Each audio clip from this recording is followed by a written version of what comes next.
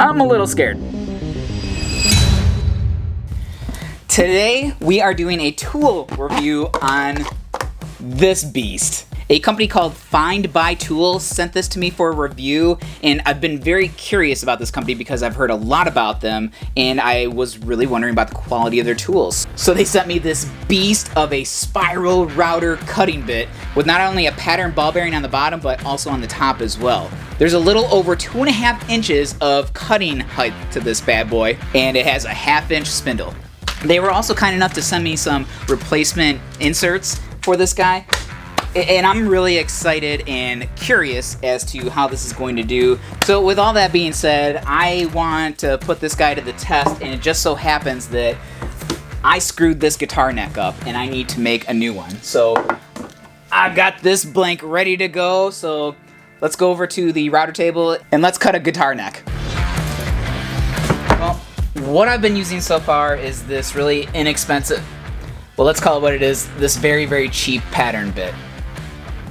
And it has led to some really awful looking surfaces and some really bad chip out. Especially when I did this neck prior, I got some really bad chip out over here, here, and here. But I would also have to do it in a couple of goes, which leads to some really bad looking patterns and some really rough surfaces. And you can actually see the two different steps. So those are the main things that I'm hoping to avoid with this new tool, and we can toss that one out. Speaking of price, this bit is normally $130. Right now, at the time of filming, this is on sale for $106. So if this works out, this is going to be a really great buy. But first, I am going to have to hog out all this extra material.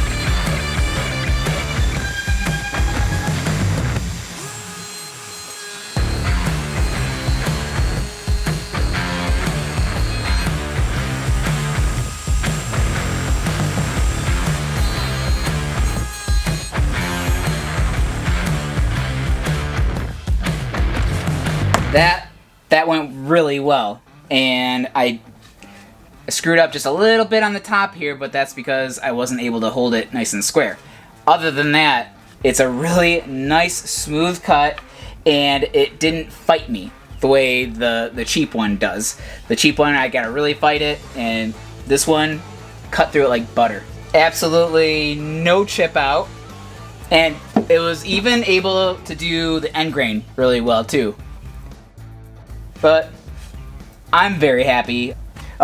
If you're interested in this bit, I'm going to leave a link down below. I highly recommend it.